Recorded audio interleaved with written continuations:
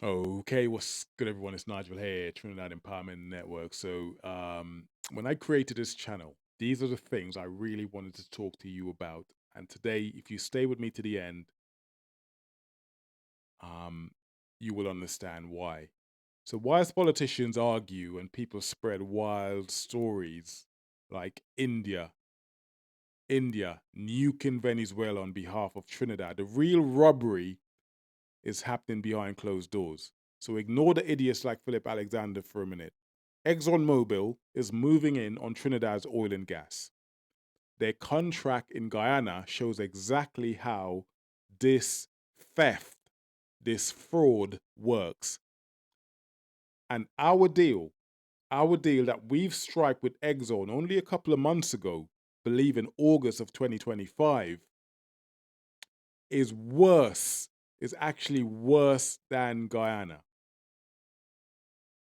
Like I said, when I created this channel, these are the sort of things I wanted to talk to you about.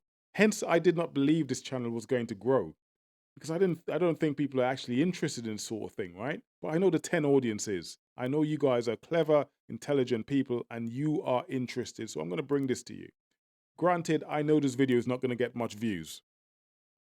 So in 2016, Guyana signed a contract with Exxon. In 2016, Guyana signed a contract with Exxon. The contract is woefully atrocious, should I say. Exxon keeps 75% of the oil money. They keep 75% of the oil money that they recover, and only what's left is split with the government. So 75% of the oil money they keep, and only what's left is split with the Guyanese government. Guyana even pays Exxon income tax. They even pay their income tax from their own share, from their share. Exxon doesn't hand over a cent, a penny in tax to Guyana. Not a single penny. Now, the US senators have caught wind of this and are now investigating whether Exxon also claims US tax credits on those same taxes, the taxes that they don't pay. Meaning, America's taxpayers might be subsidizing ExxonMobil. Hence why these US legislators are investigating them. The whole thing stinks. This is a rotten deal. This is an atrocious deal. It will never happen in countries like Norway, only in the Caribbean. So, bottom line is this: Guyana's oil, the wealth from their oil flows out of the country. The wealth that they should be getting from the oil, all of that oil that they have flows out of the country, and nothing comes back in to fund schools, hospitals, and all of the resources that needs to be funded in that country, right? Yes, they do get something back. I'm not saying they get nothing, but most of the profit, a large portion of the profit flows out of the country into the shareholders of ExxonMobil. So let's look at the Trinidad deal for a second. Let's look at the Trinidad's deal for a second with ExxonMobil. As I said to you before, in this year, August of 2025, Trinidad quietly gave Exxon a huge offshore block, bigger than Trinidad itself, called the TTUD1. The block is bigger than Trinidad itself. Exxon holds 100% ownership of that block. 100% ownership of that block. They control the entire operation.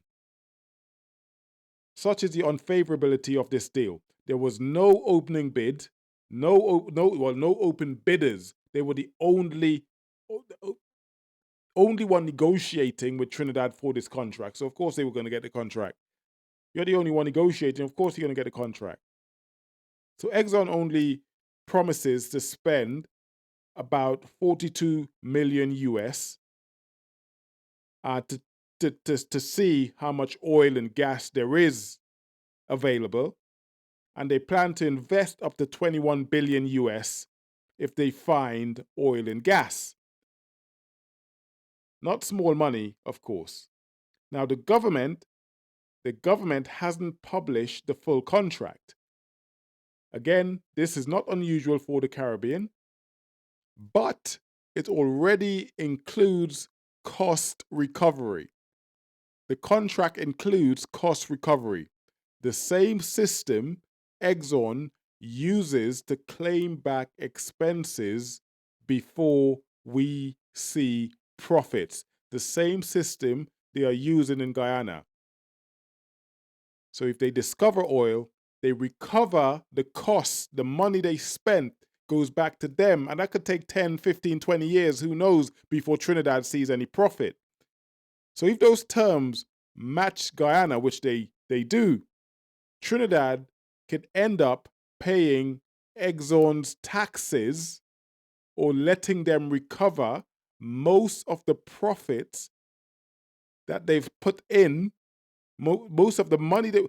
First, let me break this down to you. So they spend 42 million. They're going to recover that 42 million, right? They're going to cover that. So in the contract, they're going to recover the 42 million.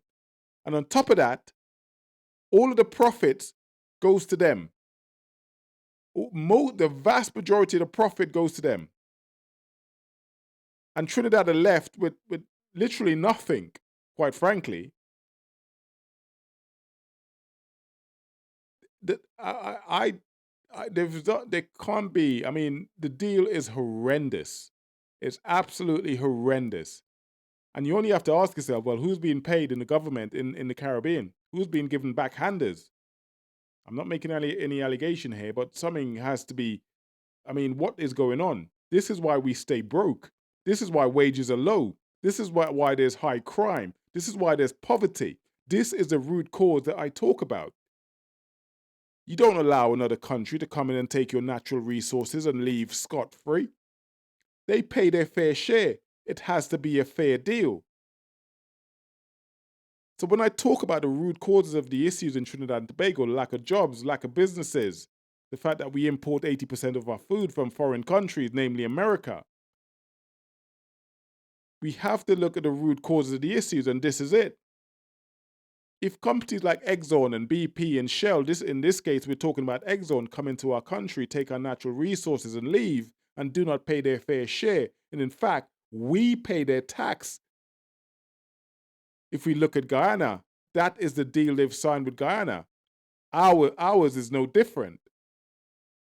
But yet we have the distraction game going on in Trinidad. Loud personalities like the idiot that's Philip Alexander.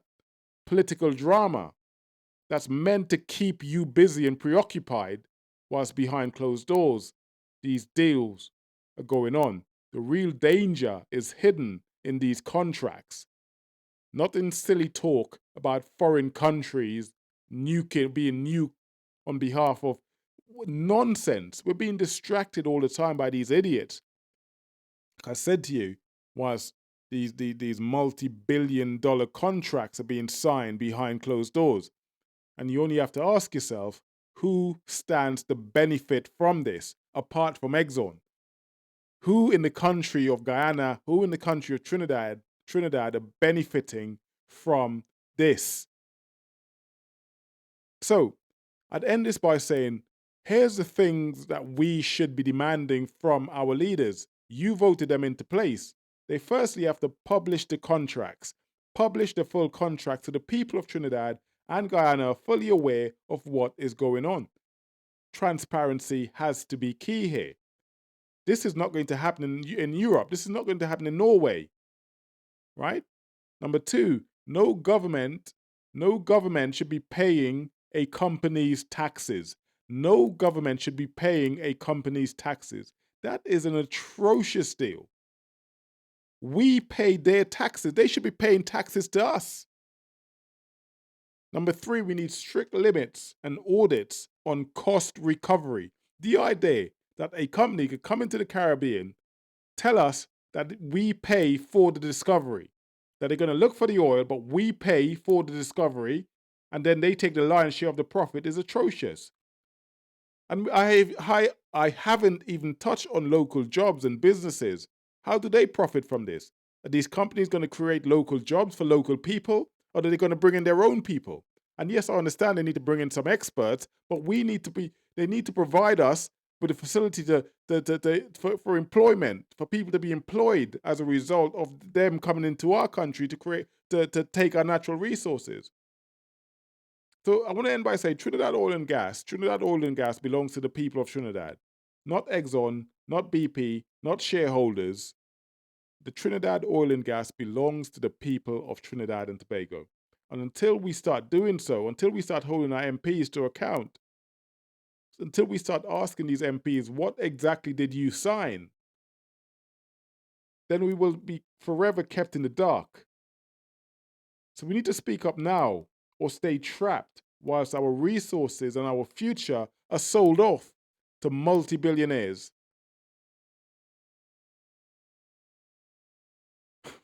This video is probably going to get about 10 views because, because I know people are not interested in this sort of thing. But this is the root cause of the issues we have in Trinidad and Tobago. This is the root causes of the issues we have in Trinidad and Tobago.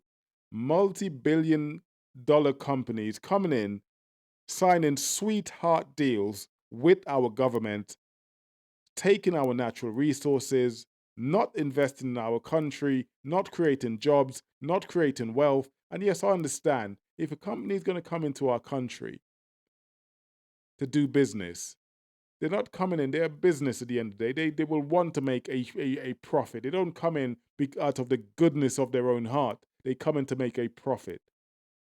But man, they need to share that profit. We need fair deals. Like I said to you, this is not going to happen outside of the Caribbean in Europe. This is not going to happen in Norway. This is not going to happen in Sweden. So why do we allow it to happen to us in the Caribbean? Why do we allow it to happen to us in the Caribbean? It's not fair. It's a horrendous deal that we have with Exxon. And we need to hold those in charge accountable for these deals because it's not fair.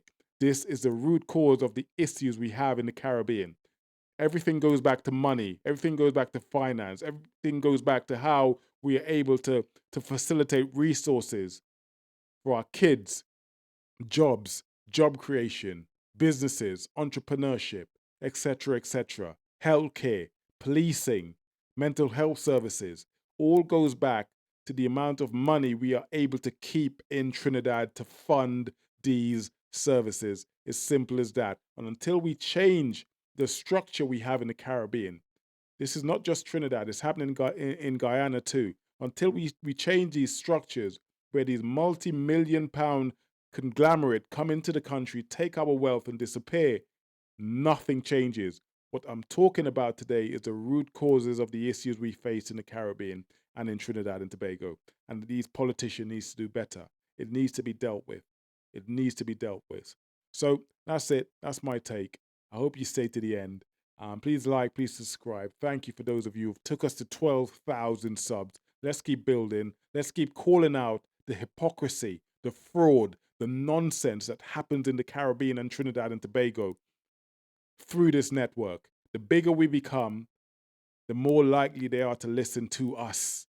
They're not going to do this in foreign countries like in Europe. They're not going to do this in European countries. How dare do they think they could come to our country and take what they want and leave? It's not fair. It's not right. In any case, I'll see you guys on my next video. For now, much love. God bless. Look after each other. Take care. Peace.